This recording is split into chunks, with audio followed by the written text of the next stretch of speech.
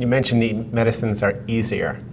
Most of them. Most of them. I was going to ask you to comment on progesterone in oil, which is the one that people still talk about years after. As do I. I can tell you where it went. It's difficult, and one of the harder things about it too is this is an injection that most people need to get help with. You can give yourself an intramuscular injection, but it's difficult, and I admire anybody that can do it, but most of us need some help. So my husband was the person that had to give it to me, so we had to get over that hurdle, and I had to get past the fact that he was going to give me an IM injection. And he was more than capable of doing it, and he's in the medical field too, but it took about 20 times before I finally stopped jumping out of the way and let him do it. Patients might roll their eyes when I say this. The needle didn't hurt that badly. The long-term effects of taking progesterone is what starts to be sore and uncomfortable. And an injection of oil night after night after night starts to build up, and you start to get pretty sore. So I had to constantly remind myself that my body needed this, and if I didn't take it, then there was no way this transfer was going to work. And that did help a little bit in getting past the discomfort of it, but you do have to remind yourself over and over again, there is a valid reason you take this medication. Even though it hurts. Even though it hurts, yes. It's no fun.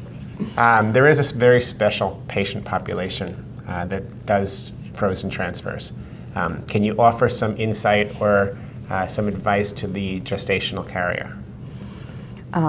Thank you for being a carrier. Indeed, they're a very special patient population.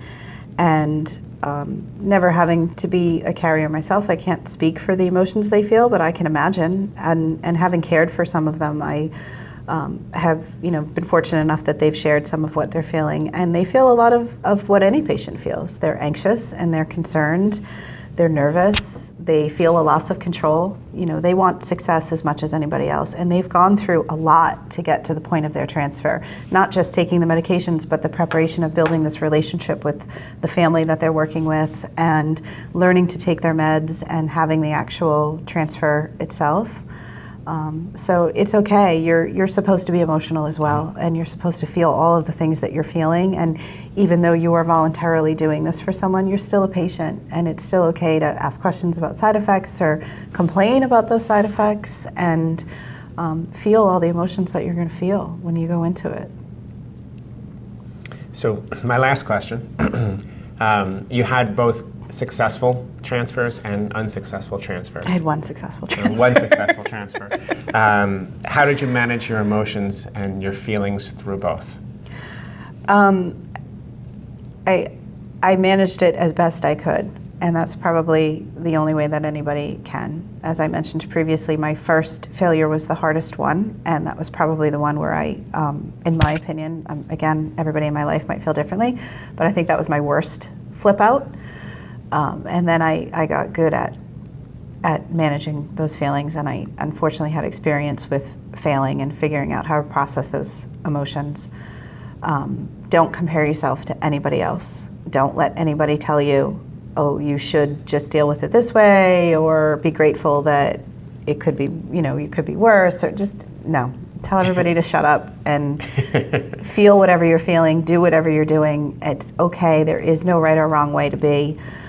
Because one woman reacted one way does not mean that that's the way you should react.